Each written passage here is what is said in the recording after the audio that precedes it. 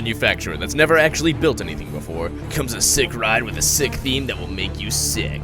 Cannibal. Cannibal? Cannibal? What kind of name is that? Lagoon, did you seriously theme your ride to eating people?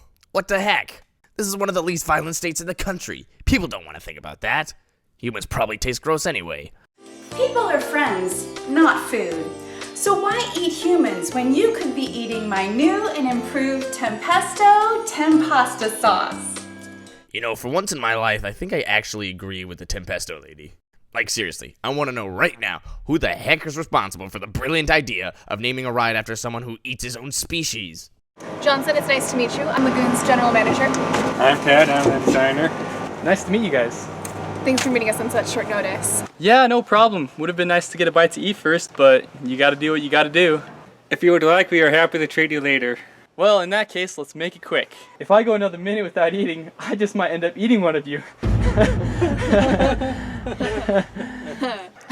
Well, anyways, you're familiar with the ride we're building, right? Yeah, I think so. Well, everything's right on track. We'll probably even have it open by opening day. All that we need to decide now is the name. It's very time consuming, and what we hope you could do for us is to help us come up with a name for the ride. So I'm actually pretty sure that this is Christopher's statement from the city. I don't know, State of Utah Department of Workforce Service and Department Health. I'm actually not completely sure. Hey, Johnson, you okay? What, am I not good enough? Look, if you're gonna act like a cannibal, then... Hey, we could name the ride Cannibal. Are you gonna be okay with that? Man, that's just gross. Since you've most likely never been here before, you thought Lagoon looked mediocre at best, based off the images you saw before the addition of Cannibal. Now suddenly have the urge to fly out to Utah just so you can ride this demented roller coaster. Thanks, Lagoon. Now, thanks to your stupid roller coaster, the price for jet fuel went up. Do you know what that does to the environment? Yeah, it kinda makes you wish the ride was at a park more people went to. You know where Cannibal would be a good fit at? Cedar Point? Cedar Point! How am I not surprised? You, for the most part, enjoyed Wicked, and liked how it was a compact inverting sit-down coaster with tiny trains. Now watch as another compact inverting sit-down coaster with tiny trains is built in the same park.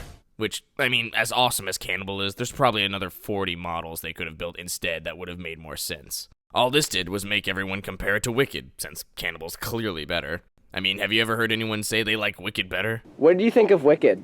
Oh, I love Wicked Twister. No, just Wicked. Wait, you mean Wicked Cyclone?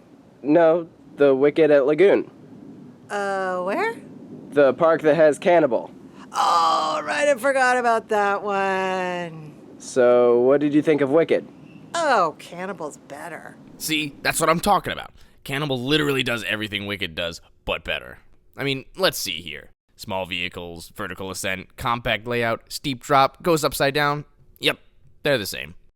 Enter the park named after shallow salt water and make your way to the giant Tetris building jutting into the sky and gaze in horror as you watch riders descend down the steepest drop in America, a staggering 116 degrees. Holy moly. Alright, yep, I'm sold. Fly me to Utah. Ugh!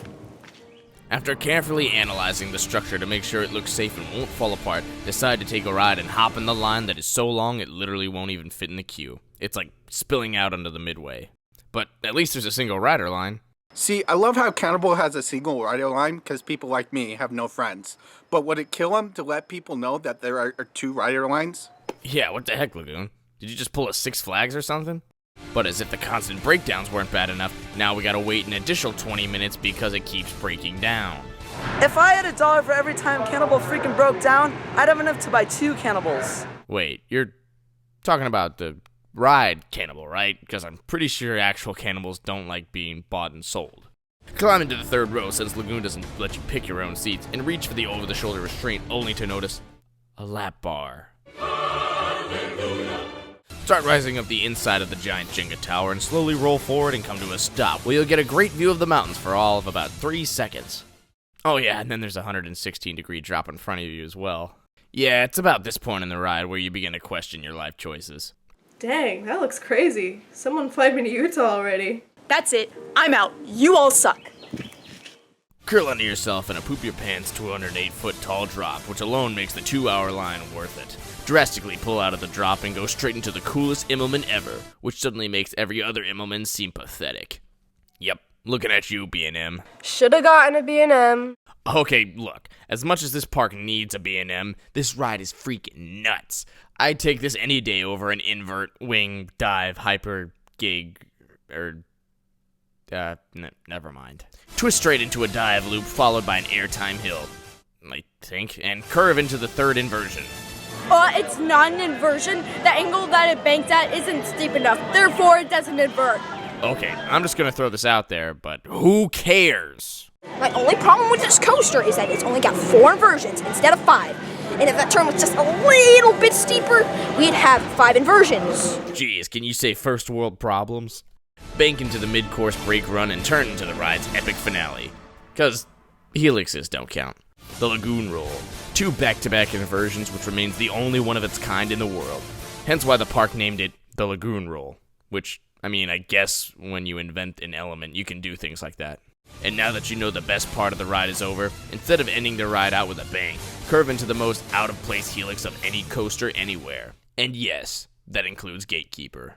So since the ride is ended and assuming you loved it, decide to hop back in line so you can take another spin on it. Wow, okay, maybe not. That's okay, I'll just go ride on one of those other great rides at Lagoon, like, yeah, okay. Maybe I'll just get back in line for Cannibal. You'd be better off. Cannibal. I find that term offensive. I prefer the term anthropophagus. Did you just admit to eating people?